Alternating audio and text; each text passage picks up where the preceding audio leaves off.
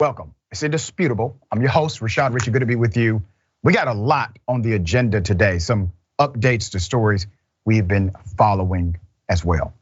Breaking down news of the day, my contributor, none other than Adrienne Lawrence, attorney at law, author, and amazing TYT contributor. Should be a great analysis. Let me give you an update to a story I brought you last week.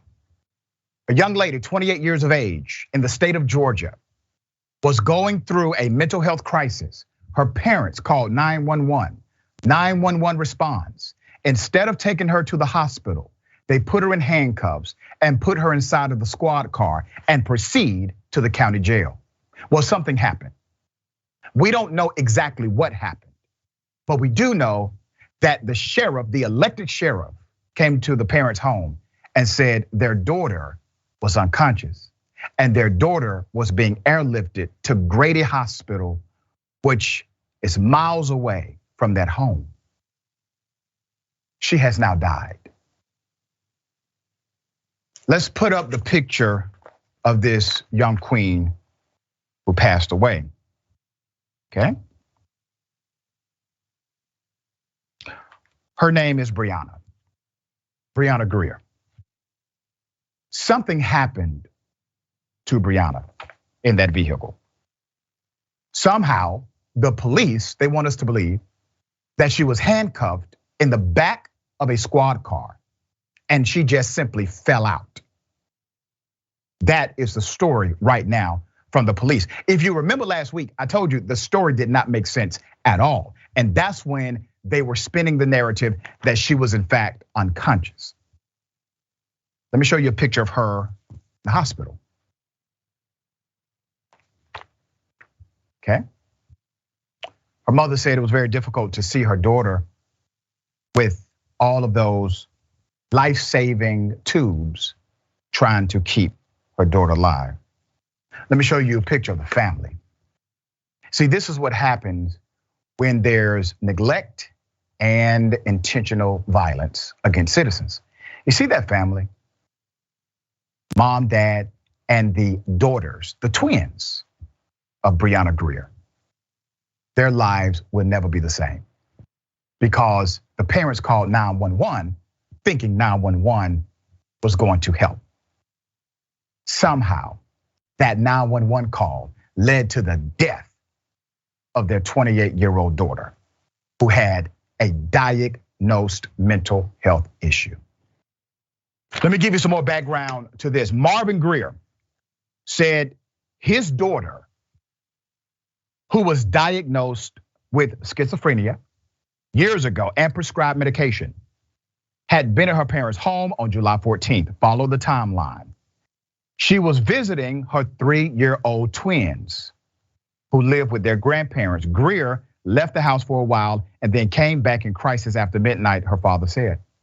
When Brianna Grier's parents phoned the police, they phoned the police to help her, not to hurt her. When they phoned the police, explaining to the police that their 28-year-old daughter was in the middle of a mental health crisis, they expected the paramedics.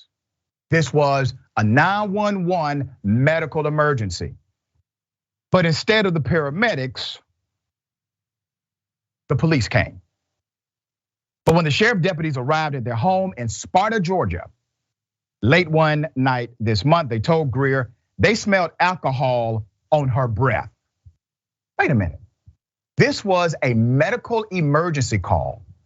Instead of the paramedics, the police come. They smelled alcohol on her breath. She's at home. She's at a residential property. What's illegal about alcohol on your breath? Nothing. There's more.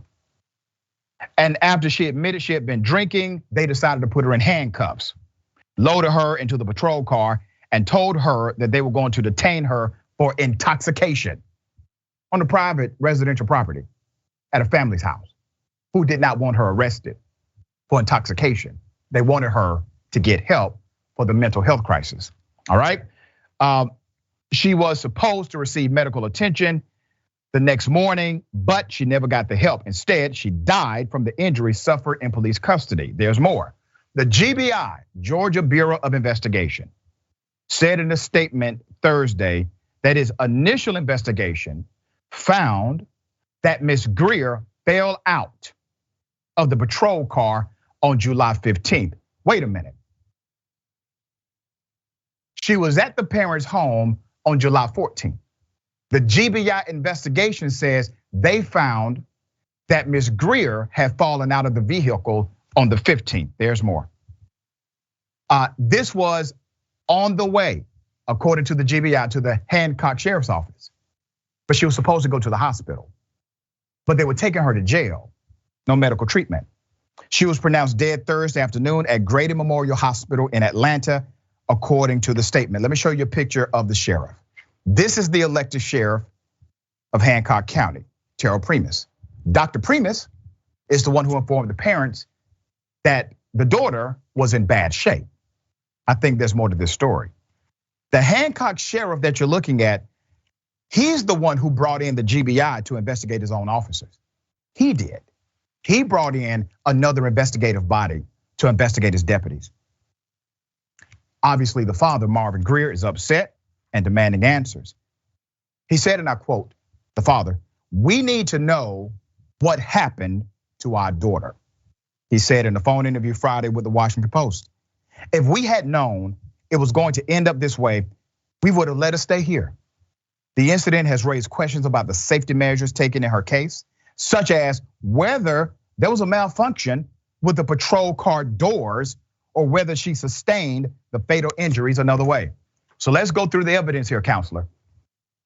The 911 call comes in. It is a clear and precise medical emergency based on what the parents said. Instead of paramedics coming, they send the police. The police utilize really a false pretense to arrest her because public intoxication without disorderly conduct is no crime on a residential property. So they use a false pretense, lock her up, put her in handcuffs, put her in the back of the squad car, attorney. Somehow she's able to open the back of the squad car. Now for the uninitiated, that's important because you cannot open the back of a squad car. It does not allow it. So somehow in transport to jail rather than the hospital, a day later, she is found on the ground, head trauma, unconscious. Still, no answers from law enforcement. Adrienne, what does your attorney sense say about this case?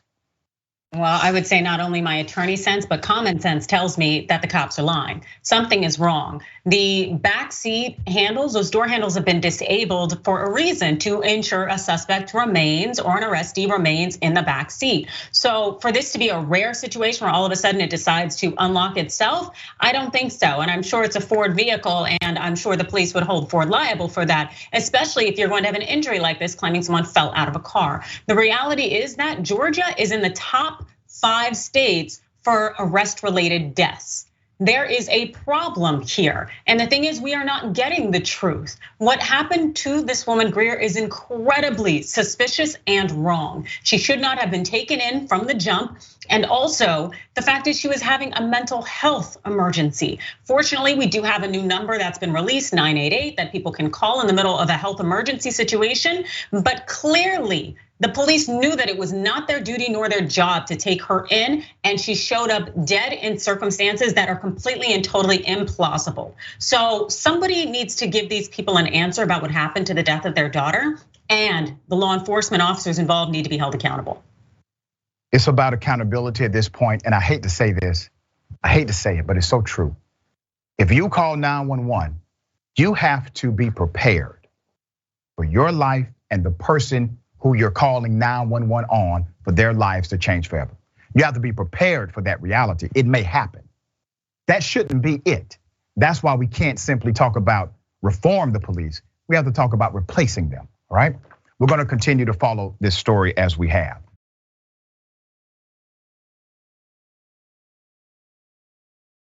Let me give you another one. Interesting. Voter fraud, absolutely.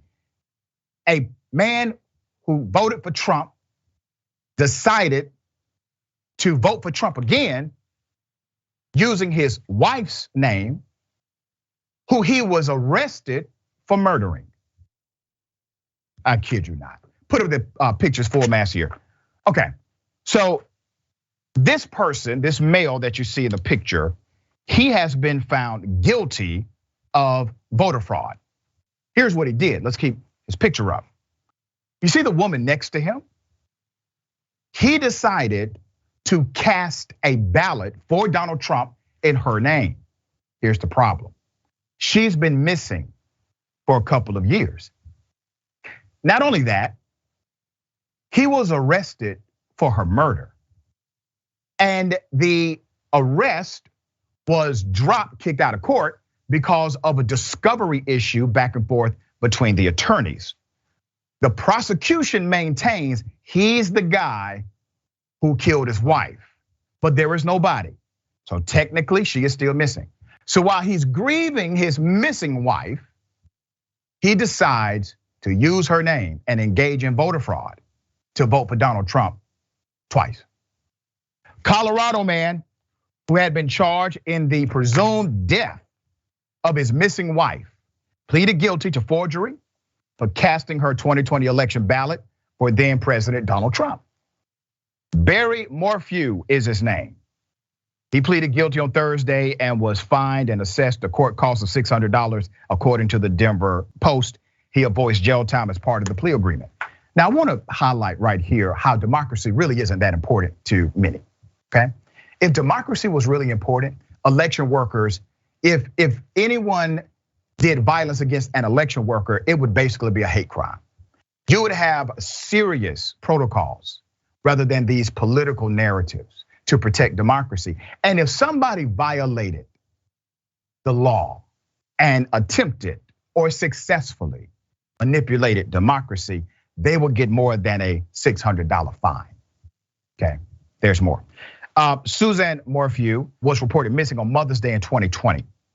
That's the wife that prosecutors say he killed. After she did not return from a bike ride near a home in Southern Colorado.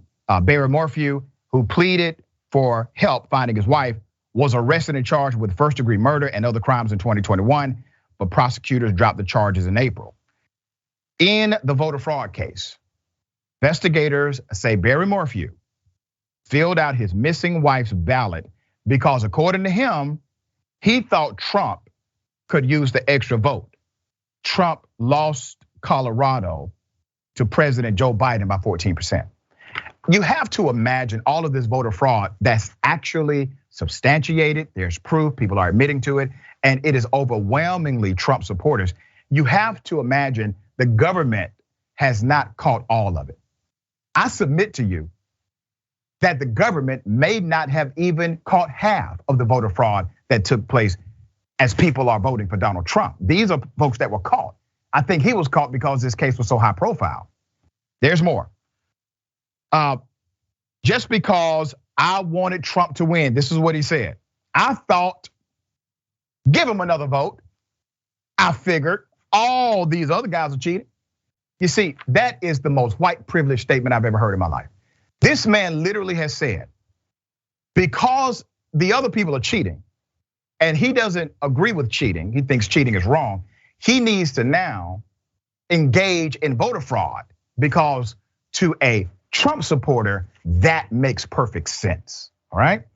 So he says he did it, it was another vote, he didn't think anything was wrong with it. He told an FBI agent who confronted him about the ballot in April 2021. According to court documents, Morphew also told the agent he did not know it was illegal to fill out a ballot on behalf of a spouse. That's what the man said, all right? Okay, Adrienne, thoughts here? Well, it is, I think it's so interesting how the man has this mentality of everyone's doing it. Because in my research for my book, when it comes to misconduct and people engaging in behavior that they know is bad, people who engage in like this serial mentality, they think everyone is doing it. And that's the mentality of this person, which tells you this isn't the only misconduct he engages in, that he's probably a pretty shady person. And it would be really nice if maybe the law started treating people in some kind of almost uniform way to the seriousness and the gravity and the sanctity of the type of offenses that they're committing. Because again, if we do care about democracy when it comes to voting, number one, we definitely have access for everyone to vote and having a day off, making it a federal holiday. But in addition to that, we'd actually make the penalties a lot steeper because it definitely seems to me that it's Trump people who are, taking advantage of this whole voter fraud thing. Yeah, well said.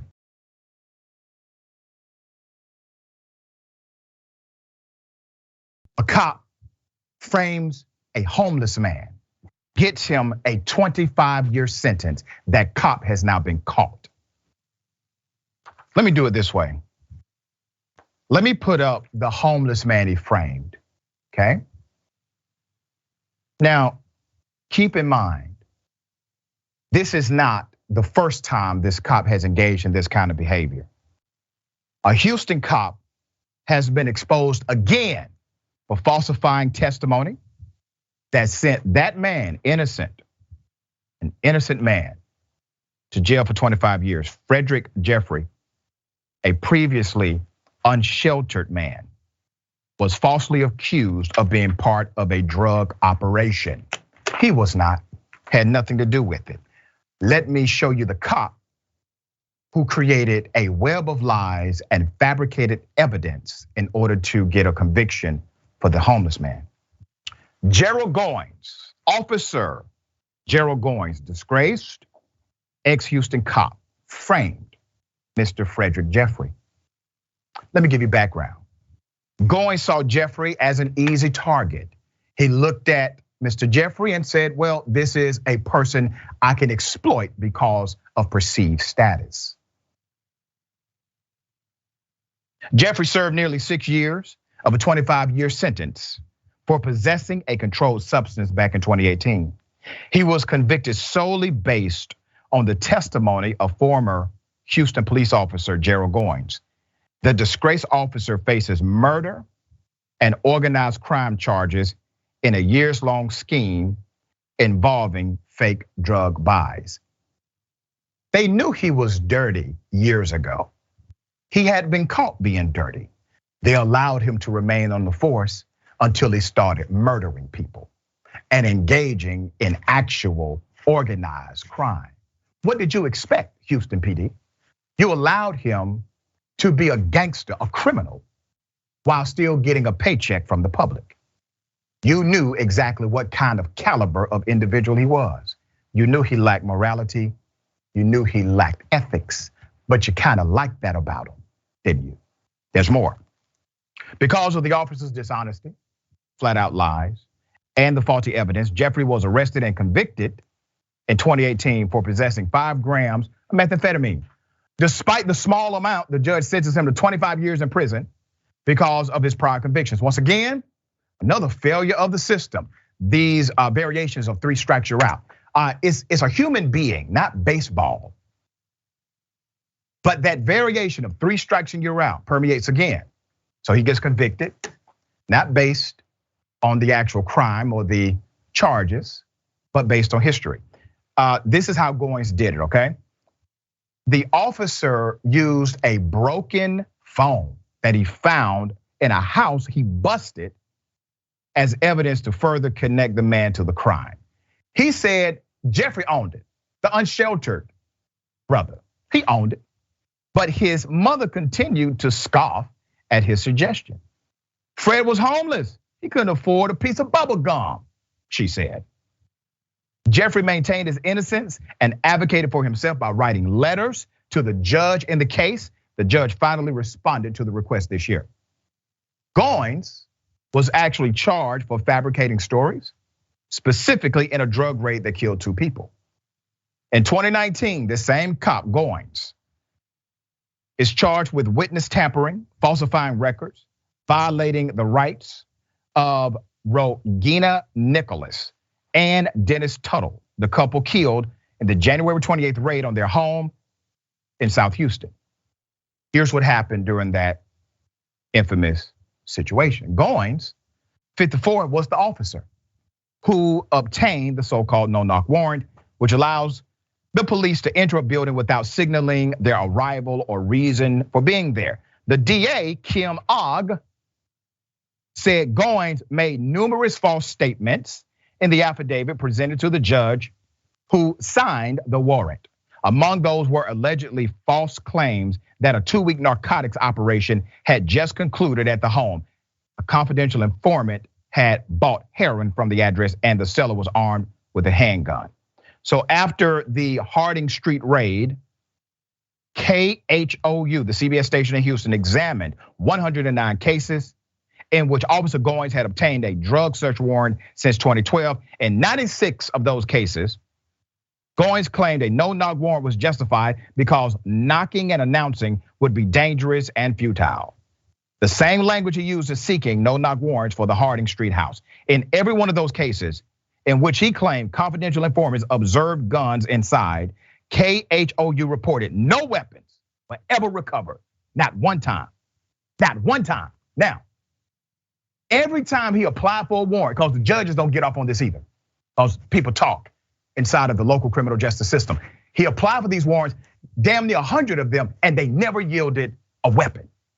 And y'all kept signing those damn warrants from this cop every time until he killed somebody or his actions led to the death of 2 people.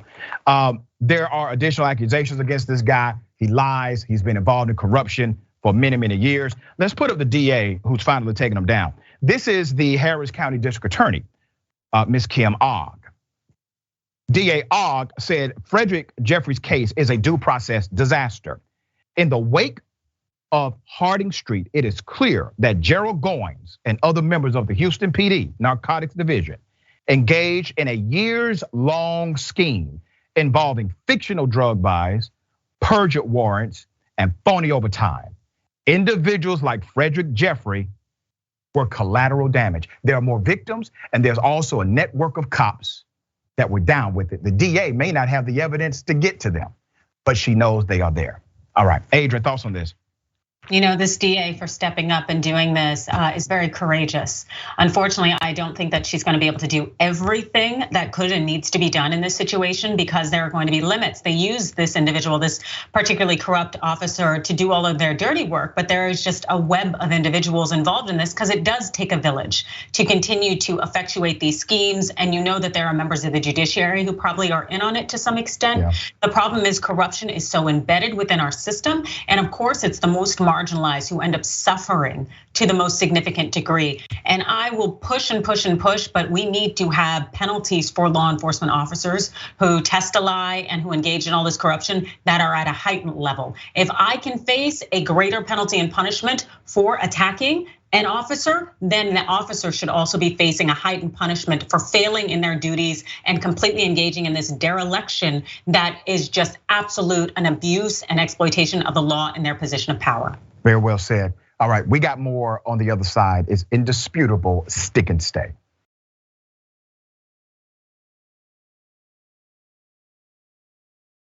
All right, welcome back. We got a lot of show left. I'm going to read some comments. Let me first remind everybody about the petition, all right? So we got a petition to tell Governor Newsom to hold a special election to put the $18 minimum wage on the November ballot. That's to help working Californians. Sign up right now, tyt.com/CA minimum wage. Also share it with your friends. We're trying to get 10,000 signatures pretty quick, okay? We appreciate you in advance. Let me read the comments. TYT member I Am Sock says, when will Dr. Richey cover pink sauce? We covered it during the commercial break. That's it. All right. Shakita Ganai Beer Dragon.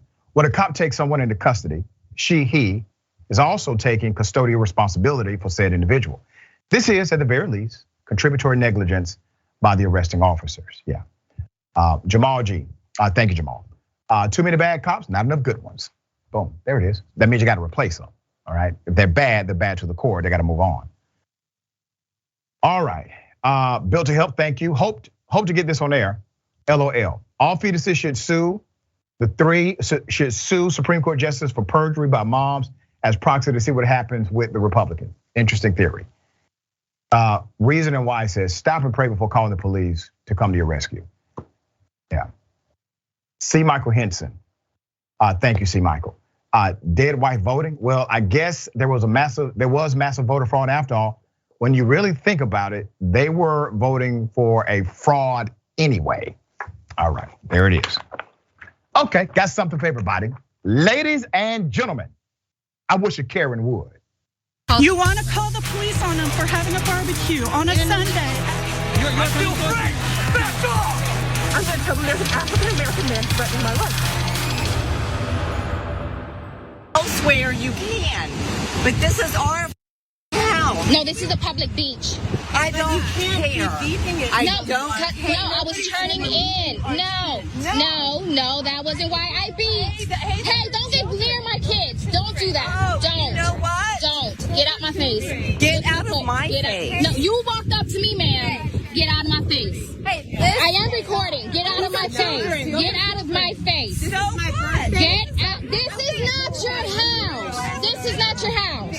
I'm just saying, you weren't getting aggressive honking at us No, already. I'm coming, pulling in. I'm pulling in. A cackle of Karens. Okay, so this particular Karen presumed that she owns at least a part of the beach. And because of this belief, she decided to enforce her territory ownership against individuals who were enjoying themselves at the beach. I thought it was a really interesting move. Two things here. One, when this Karen stopped talking to the adult and made a move to the children. And the mother had to say, don't talk to my children.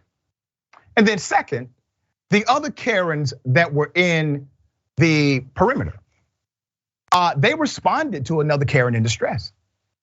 This is a new thing. We did not know until today. Once again, we're adding it to our Karenicity handbook here so we can understand Karenism. Karens at times will travel in packs, and even when they are not, if one alerts the others, the other Karens will come to their rescue. This is something new. We have been analyzing the creature known as Karen for about a year on Indisputable, and now we have found a new development in the species. All right, Adrienne, thoughts here.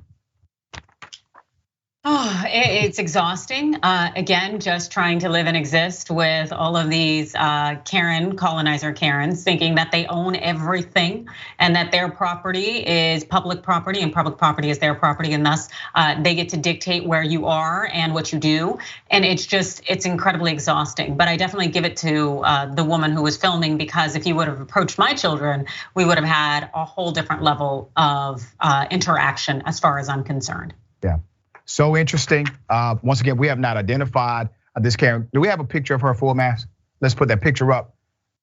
Somebody get your mama or get your auntie, whoever she is to you, because her living this kind of lifestyle is not healthy. All right, intervention is required. Yeah, I got something. Anti-Karens unite. You're screaming at employees at Walmart. Get out of here. That's racist. Yes, it is. No, it's not. The United States doesn't have an official language, jackass.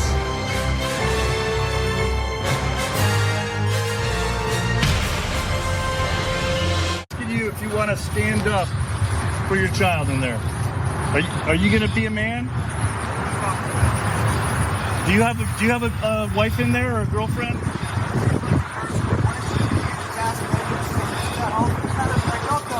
Okay. Come here. Listen, we're not against you. How can I help you? I'm for you. Don't touch me. Get your hands off me. That's too. You too. Hey, partner, I'm just standing aside. Cool. I'm not with this guy. We're here in peace, okay? I'm for you. I don't want you to make a choice. It's gonna be. What are you talking about? Do you have a woman in there? Why do you keep asking me personal questions? I'm asking you. What if I work here? Okay. Do you work there? Then leave me alone, dude. I'm leaving you alone. You don't want to talk to me? I do not. Okay, then So stop waving me down and trying to push your beliefs on me. Okay, well, you can go back to your car then. Oh, now I'm excused? You wanted me to come here waving me down. Now I'm here. I'm asking you if you were involved in the murder of your child to repent. I'm asking you to mind your own business. When you stop murdering your child. Yeah, all right, really interesting. This was outside of a Planned Parenthood. The older guy, the male Karen, he is basically trying to get a rise out of individuals, and he found the right one. I got more video, okay? Here's the second one. This is your personal opinion of something you have no idea about. Or you're giving me your personal opinion. I'm not What's it doing grounded anything on? except answering your questions. Could you back up a little bit? No, I can't. You can, though.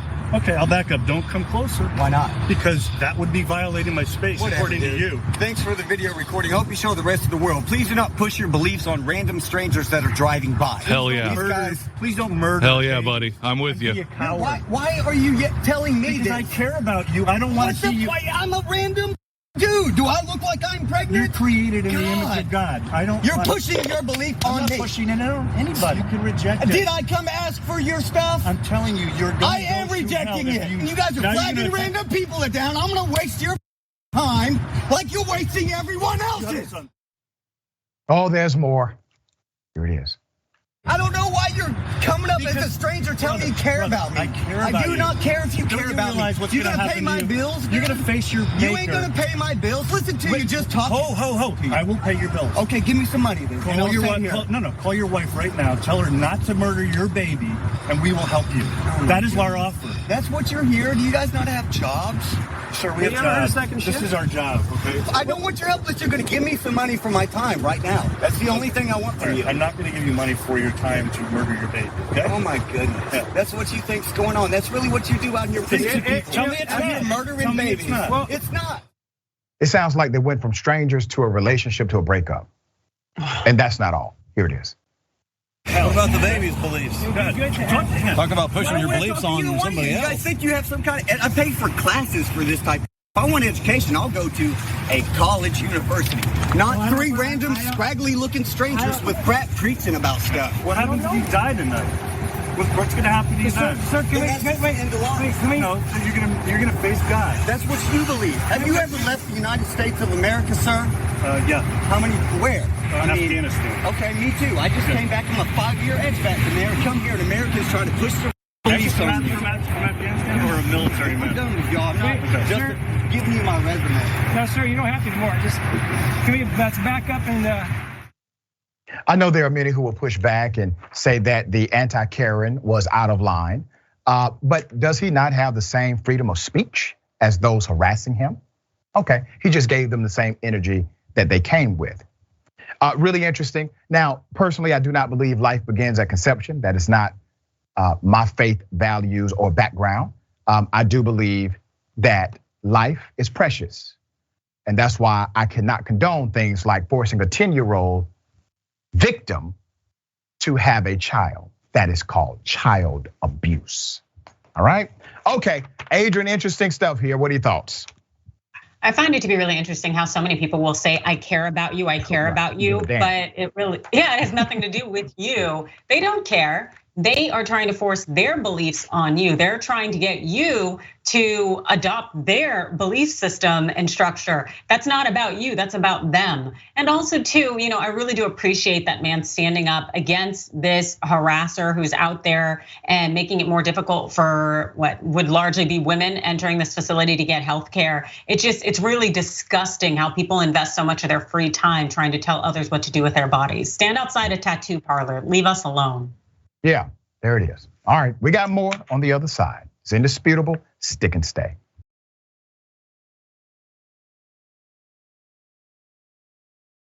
Welcome back. We got a lot of show left. Let me read some of these comments. Thank you for chiming in.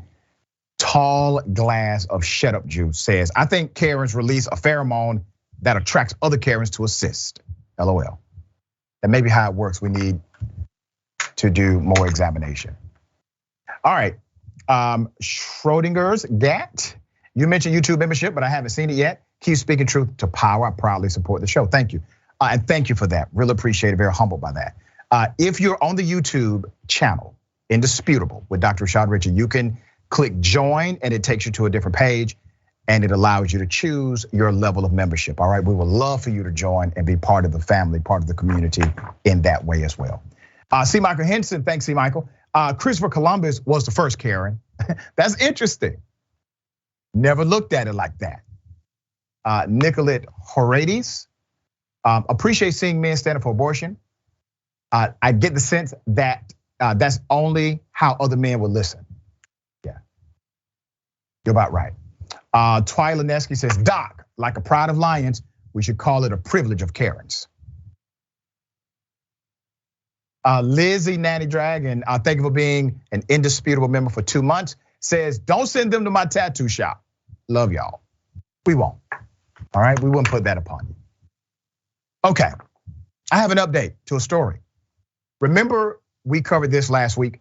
Now we have an update. The police officer, the New York corrections officer, who shot and killed a teenager that had a bright orange toy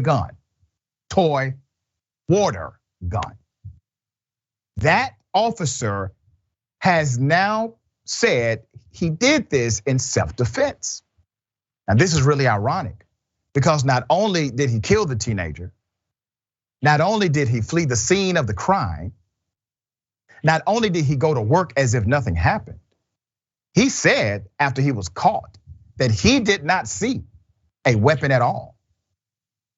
Let me give you the background, all right? Let's put up the picture of both the officer and the kid he killed. Dion Middleton, that's the man on the left, fired a single shot toward a car that killed 18-year-old Raymond Calucent. He's on the right. After he felt what's called stinging in his back and saw a passenger in a car making a hand gesture. I said this last week when information was still coming in. I said, here's what happened. This officer was probably sprayed with the water pistol and got mad. And maybe there was a gesture from the teenager. The officer, enraged, then decided to fire. Because remember, he said he did not see a firearm. There's more. All right, let's put it up. Benny Bosquio, president of the Correction Officers Benevolent Association, defended Officer Middleton and called the type of water pistol, and I quote, an ongoing threat to public safety. You can't make this stuff up. That guy in front of you literally said that it's the water gun that's a threat to public safety. Put up the water gun. That's it. An orange and gray plastic ass super soaker variation is the real threat, ladies and gentlemen, according to a guy that has an important job to protect the police. He went on to say, our officer fired a single shot in a particular situation where he felt his life was in immediate danger. That's what he said. The cop felt his life was in immediate danger after feeling something hit his back, and toy guns no longer resemble toys. Put up the toy gun again, okay? Somebody walking down your street, they got that gun, you run away, you're scared, you think that's a real gun. You're not an investigator, but you know good and damn well that's not a gun. But Justin Siebel, who was prosecuting the case because a correction officer is involved, said the correction officer's own admission that he never saw anyone holding a firearm or weapon and never heard shots fired. He also stated that he was not injured and he was not hurt and he was not shot, Justin Siebel said. The defendant then continued walking on his regular course and did not at any point stop and call the police to inform anybody. He's walking. He's walking. He kills a guy. He keeps on walking. He keeps on exercising. Okay? I want you to also remember he went to sleep that night. He went to work. Middleton allegedly went to work following the fatal shooting. Sources said police tracked down Officer Middleton through surveillance canvassing. Following his vehicle, the corrections officer was arrested at work at Rodman's Neck the next day. Wow. So the police union, they know good and damn well this person is lying. He's already gone on record and said he never saw a gun. That's why I said last week, this cat was mad because water hit his shirt. I said that last week. Now there's more evidence supporting that reality. Once again, he never saw a water gun. He got mad, ladies and gentlemen, at the gesture the teenager made to him. That's my conclusion. All right, we'll see how this case bears out in the court of law. Adrienne, thoughts on this? Well, based on the facts you've articulated to me, I can't see how this is reasonable in any way. How that response, that behavior, the fact that this individual decided to use deadly force when there was no cause in any way whatsoever for that to be warranted, but then to see that their response is to simply flee, to go on about their business, to say absolutely nothing.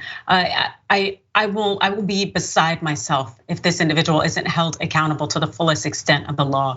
I don't even know how he could even defend these actions with a straight face. This is murder. This is wrong. Right, and once again, who comes to his defense?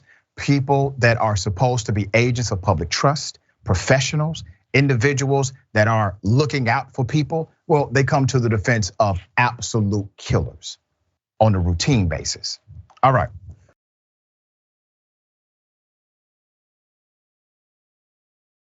Devastating story. FedEx lost a whole dead human body.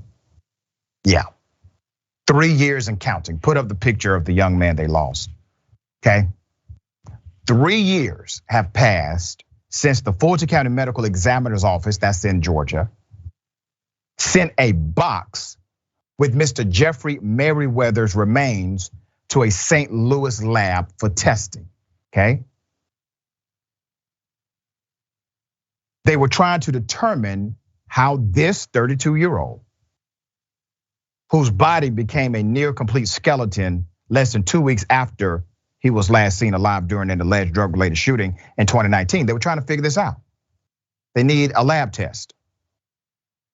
But the box never arrived, and the fallout has been a black eye for the ME's office and FedEx, and an unending source of pain for the family.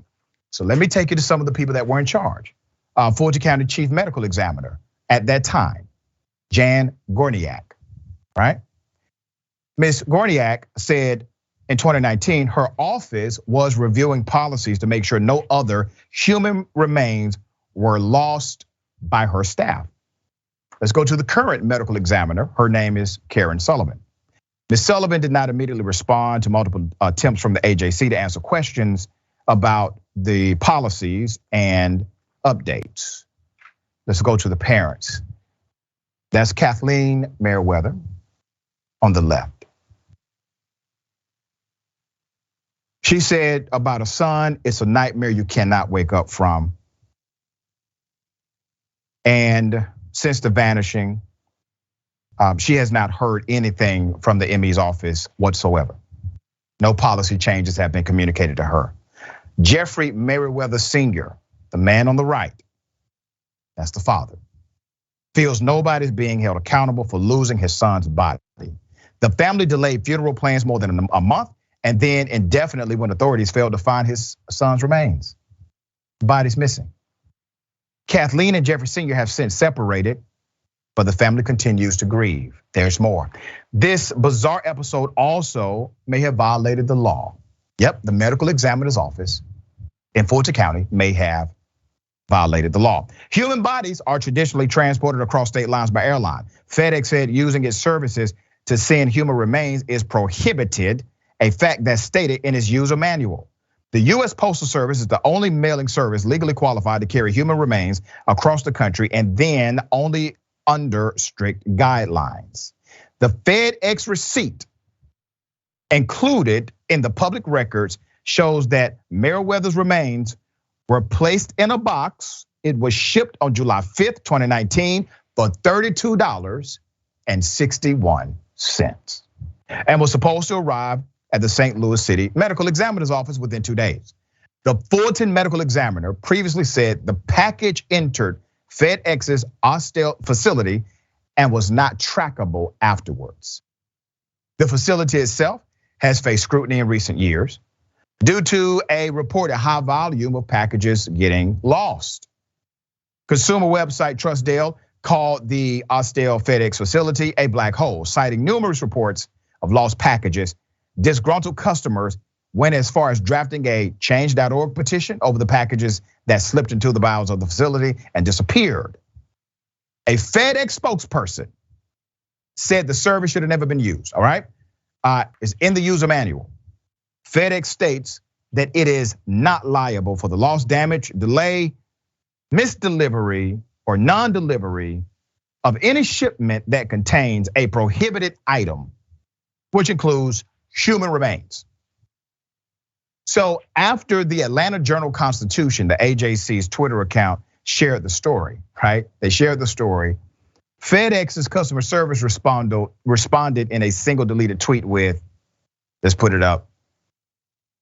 I am truly sorry you went through this experience. Please send a direct message so I can continue assisting you, Gabby. All right.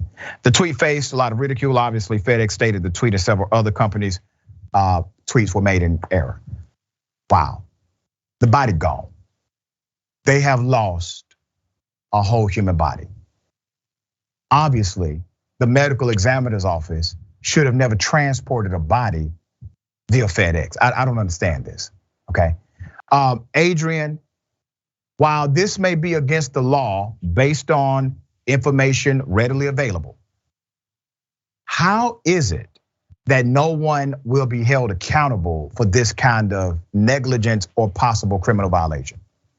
You know what, it's entirely unfortunate. It sounds like they have very limited legal options here in part, but I would just say that how are you going to have any kind of immunity when your actions were completely and totally unreasonable? You knew that it was illegal to ship it via FedEx. You didn't try to see what Brown would do for you, which is good, but you could have just gone USPS, which would have been the appropriate way to go about it. They should have known that given what their job is. And this is just, I am just absolutely bewildered. This would seem to be a tort easily and the intentional infliction of emotional distress, clearly. I just hope they've exhausted all of their avenues and options for claims because this needs to end. Yeah, and they can't say, listen, we were unaware, because this is one of those things, attorney, where you either know or should have known the law. It's kind of like buying a Mercedes for $1. Technically, you can do that, but if you get caught for theft, you're gonna get arrested because you should have known this was not a real transaction. Okay, all right, we got more on the other side. It's indisputable, stick and stay.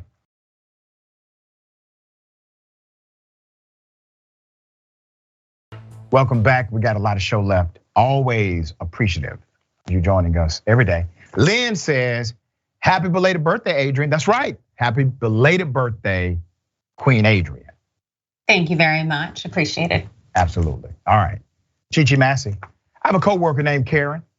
That last time, and the last time that the segment came on, I said, I wish Karen would with you out loud, and she said, you wish I would what? That's funny, that's cool. I hope she didn't get offended, all right. Correctional officer, Donald James X says, the cop reacted to a water pellet, so he pulled out a real gun. Yeah. C. Michael Henson, thank you again. The super soaker is a threat to public safety. If you're a gremlin, exactly. C. Michael, someone somewhere has stolen and is profiting from this corpse. Nobody has gotten the dead body delivered by mistake. Yeah, that is interesting because you would imagine it didn't really get lost, it got misdelivered, right? So somebody will open it up and say, hey, there's a dead body in the box, it's not mine, I need to call the police. But hell, who knows? All right, horrific stories out of China, right? Children being enslaved, the trafficking of minors for the sake of profitability.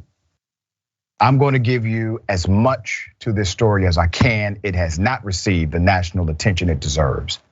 Human rights advocates have accused China of exploiting thousands of Congolese children to work in cobalt mines. The exploitation has been going on for many years. Sky News did a profile, they did a great profile on this and the children who work under these conditions. Here's some of it.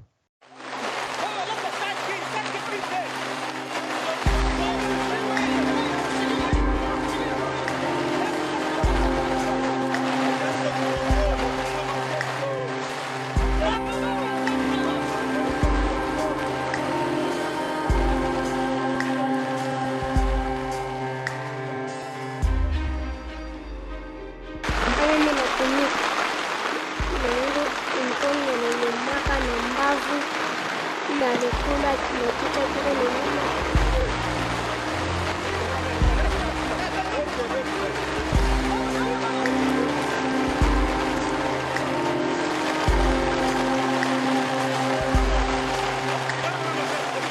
Tusukuma tunaenda tena tunarudia. Mimi nashikia sana mkongo inauma.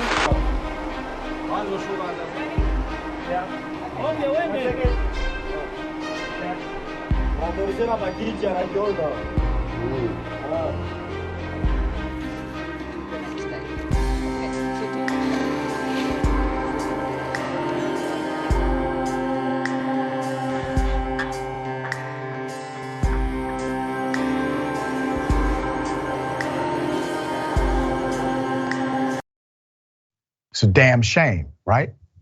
I got more. Congolese advocates, they've been telling us this for years. They said many children are trafficked to work in those mines that you just saw, chosen because of their size. They are forced to work grueling hours and face injury and disease on a regular basis. The Congolese civil rights attorney, Kayungu, said the mines are often no more than narrow shafts dug into the ground, which is why children are recruited. In many cases, they are forced to do work using only their hands and rudimentary tools without any protective equipment, he said.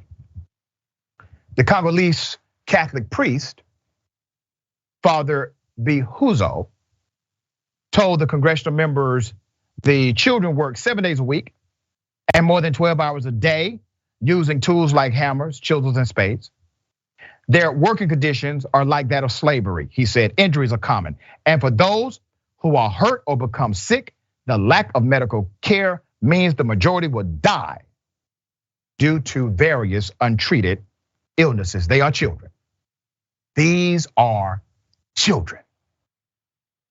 According to the reports, the Democratic Republic of Congo produces more than 70% of the world's cobalt, 15% to 30% of which is produced in similar unregulated mines. Cobalt is also used in cell phone and computer batteries. The World Economic Forum's Global Battery Alliance estimates the demand for cobalt for batteries will grow fourfold in 2030 because of the projected electric vehicle boom. So look how a good is now transforming to a possible negative if we do not expose this now. There's additional background. Let's put up the attorney who has been waging a war, so to speak. This is Congolese civil rights attorney, Mr. Kayungu, also said Chinese nationals physically oversee some of the mines, referencing a viral video showing a Chinese national ordering mine workers to be whipped. Let's go to this video.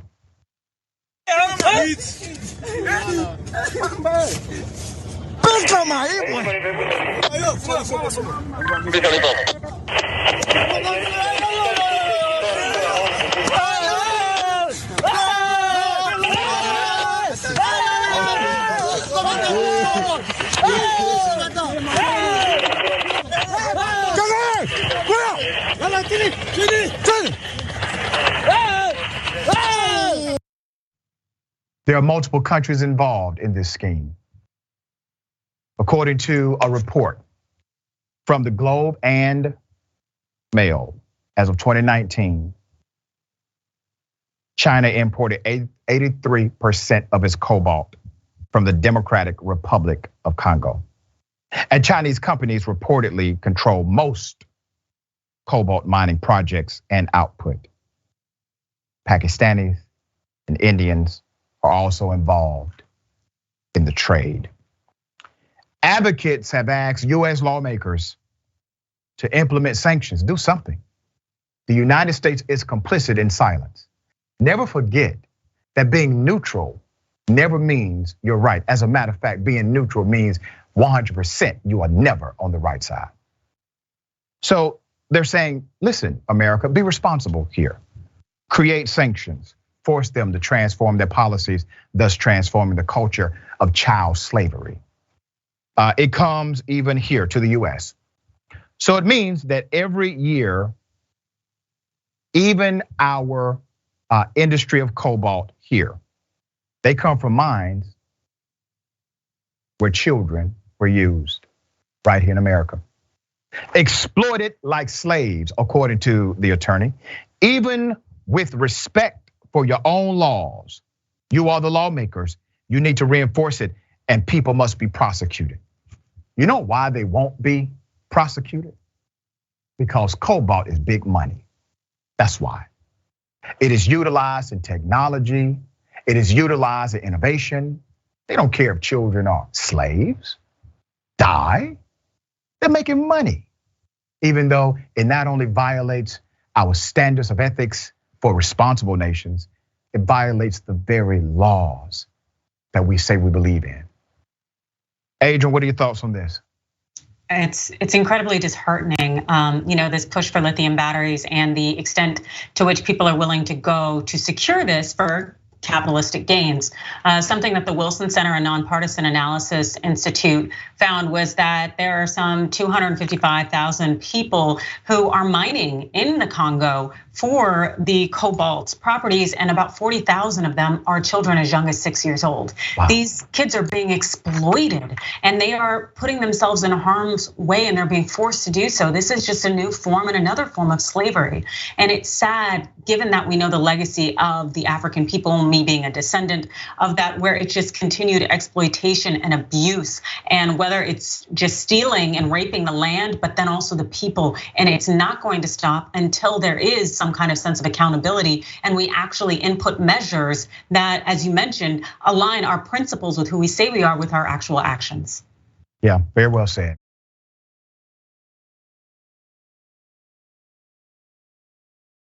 All right, I have another update. Remember the story of the wife who shot her husband, who happens to be a former cop, because she is in charge of a daycare. She received credible allegations from children that her husband molested them. She confronted her husband. He ends up being shot by her. She gets arrested. Baltimore PD responds. She goes to jail. He's a former Baltimore police officer himself. He gets nothing. We find out later she actually went to Baltimore PD about these allegations and they did nothing. When I covered the story the first time, I said, I guarantee you they're going to investigate now because it's a national story. And that's exactly what has happened. Put up the picture of the man who has now been charged with heinous crimes. The man shot by his wife at her due to him molesting children allegedly at her Baltimore County daycare is actually being charged now with sexual offenses that were brought to the attention of Baltimore PD first. His name is James S. Weems, 57 years of age. The former Baltimore cop faces 13 counts related to 3 victims, including 2 counts of third-degree sex offense, 3 counts of second-degree assault, and 1 count of displaying obscene material to a minor. Now, there are those of you who push back on me because I said very clearly, I simply hope that the wife gets a good defense attorney. Because based on her narrative, this former cop started to aggressively approach her during the confrontation, and she was in fear of her life. I'm sure he's used that line before himself. And she also made it clear she did not want to kill him, she just wanted to make him immobile. And that's what she did. County police stated they've been investigating him since early this month. Well, why is that? Because she took the information to the cops. But remember, she said they did nothing. They did nothing. So now they're saying, oh, we've been investigating for 4 weeks now. Yeah, precisely when she went to you and said this was happening and you did nothing to your former colleague. So yes, she took matters into her own hands. But once again, it was only after he approached her in an aggressive manner, according to her report. So let me give you the recap. DC Metropolitan Police were called to the Mandarin Oriental Hotel on July 21st after getting a report that a man had been shot on the 8th floor. When officers arrived to the room, they began talking to Mrs. Weems, 50 years of age, and asking her to open the door so they could treat the victim. Ms. Weems told the police that, and I quote, he's a child molester, referring to her husband of 5 years, according to police affidavit. After about an hour-long standoff, police moved into the room and detained Mrs. Weems after Officer Weems, former cop, told the police he had been shot in the head and the leg. Ms. Weems is owner of Little Kids Castle in Owning Mills. That's her. I think she's a sweet woman. And I think she was acting in protection of those children. Criticize me if you choose. According to court documents, Ms. Weems had received multiple messages and phone calls from parents and teachers about molestation at the Owing Mills daycare. She confronted her husband in the hotel room, which escalated. Then James moved toward her and she pulled her gun from a purse and shot him. Ms. Weems was taken into custody following the shooting. As we covered yesterday, Ms. Weems has been charged with assault with intent to kill and firearm charges. Police had found a notebook with handwritten notes in which she said she wanted to shoot James and not kill him, but maybe cause paralysis, because the author said, the writer of that note said she wanted the kids to simply get justice. The notebook also included an informal will distributing belongings because she thought she may die. Okay, this is interesting. And I know there are passions on both sides. It's very clear to me. He's a monster. And I think he was going to do something monstrous to her because he was exposed and confronted, and she decided to save her own life. That's how I see it. Attorney, what are your thoughts here? I think that so long as there is sufficient information and some evidence that he was indeed molesting children, I think it's going to be hard to find a jury to convict her. I think we all know that the system can work very slowly when it comes to law enforcement, and we know that they don't really solve crimes. They're not in the business of solving crimes as much as responding to crimes. So this woman knowing that, hey, he has connections with law enforcement as it is, and he's probably going to continue to get away with it, I think a lot of people may just engage in jury nullification and not necessarily hit her with the highest of charges that she could actually be convicted of. Yeah, all right. We got more on the other side. It's Indisputable. Stick and stay.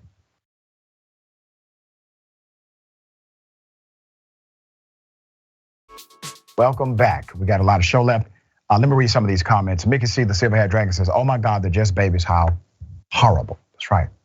But we got to stay on it, all right? That's not the only place it's happening, right? But it's one place we have a lot of information. YouTube, Alan Clark says, hi, Dr. Richey, can you give us another Herschel update? I almost hyperventilated with laughter watching your silent facial expressions after watching these videos. All right, we got more coming, believe me, because Herschel gonna keep talking. So yeah, it's coming. All right, and Bernie the Kiwi Dragon, thank you for being a member for 2 months.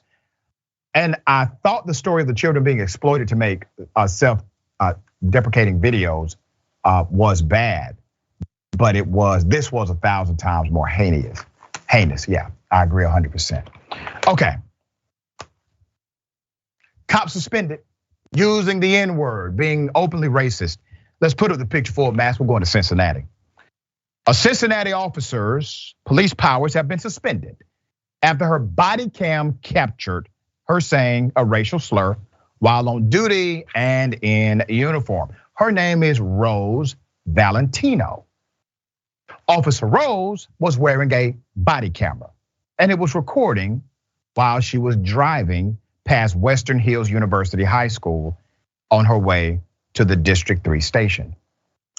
The officer turned her lights and sirens to signal for parked cars waiting to pick up students to move on, saying, you gotta move, effing ridiculous, effing a-holes. Is she gonna effing just sit there? So she went on and on. And then a black teen pedestrian then flips off Valentino as she is crossing, which sets off the officer, saying, oh, I effing hate them so much. God, I hate this effing world. Because a child gave her a hand gesture. There's more. When at the station gate to enter, Officer Valentino mutters under her breath, effing N-words. I mean, she's been carrying that one with her since, earlier that day. She said, I effing hate them. That's what she said, okay?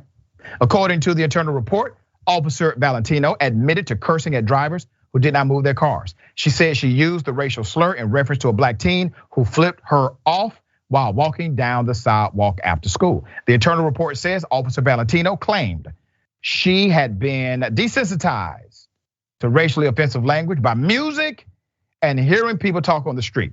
And frequent exposure had allowed the slur to slip into her vernacular. You know, she's really saying, well, listen here, Captain, I listen to rap music. And that's the reason I felt comfortable saying the N-word. Not racist at all. That's her defense. She's saying it's the music's fault that she's racist. Background on Officer Valentino. She's been an officer with Cincinnati PD since 2008. She trains other officers who recently graduated from the academy. And her supervisor said she was dedicated and that she, and I quote, does great work. The 14-year veteran has been reprimanded for not turning on her body camera multiple times. And she was one of 3 officers involved in a lawsuit involving race in November of 2018. The city settled the lawsuit with realtor Jerry Isham and prospective homeowner Anthony Edwards, who said they were illegally detained at a showing in West Price Hill after a retired cop called 911 for a break-in. Court documents show that Officer Valentino escalated the situation by aiming her gun at the 2 men and putting both of the men in handcuffs. So she has already defunded the police. Okay, they had to pay money because of her actions. In March 2020, let's put up her mugshot. She was in fact convicted by plea of disorderly conduct after pushing and punching 2 family members and using an umbrella to damage a car while off duty. She was referred to a behavioral health center for anger management and still remains active afterwards. Isn't that something? Okay, so naturally, this is part of the reason why people do not like the police, as I say. No accountability, even though they want everyone else to be held to the highest standard of law in front of them. Interesting. She now is suspended, okay? There's no criminal act, but you have to investigate the investigator now. You have to see if her racism has in fact caused bias in her arrest. And you already have at least one settlement that we know of that involved her misjudgment based on racial bias. And you allowed her to stay on the force. She has had violence against her own family members, multiple, and you allowed her to stay on the force. At some point, Adrienne, when is this a negligent hire? Or you do not do what you should do and something bad happens and now we can blame the agency? I'd like to say you're definitely in the negligent hire territory. It's a matter of who can hold you accountable for that negligent hiring. But it definitely seems that this individual is just full of problems, without a doubt. They should not be in a position of authority at all, or even armed with a weapon, especially if they're responding to children this way in terms of feeling they need to use racial slurs, then failing to take accountability. And I don't see why it's so difficult simply to say, yes, I am racist, or I have racial conditioning and maybe that's something I should work on. But until there's some kind of accountability and actually maybe law enforcement looks to have people among its ranks who aren't racist, we're gonna continue to have these problems. That's right. Once again, it's not just policy, it's culture. All right, Taco Bell manager throws hot boiling water on customers. Here it is. Okay. A lawsuit alleges the woman in blue, and her 16-year-old niece went to this Taco Bell in Dallas, Texas. Felt like they were burning from the inside out, according to the description, after the manager allegedly covered them in boiling water over an order dispute. As customers fled, they claim, one Taco Bell employee even laughed and clapped. It's horrendous. But this happened and it has been making the rounds on social media. And now there is a lawsuit. But look at how egregious these actions are. All right. As we review this, I'm reminded that bad things happen, arguments take place. Putting boiling water on another human being, that's more than extreme. That can have a lifelong impact, right? So let's go to the suit now.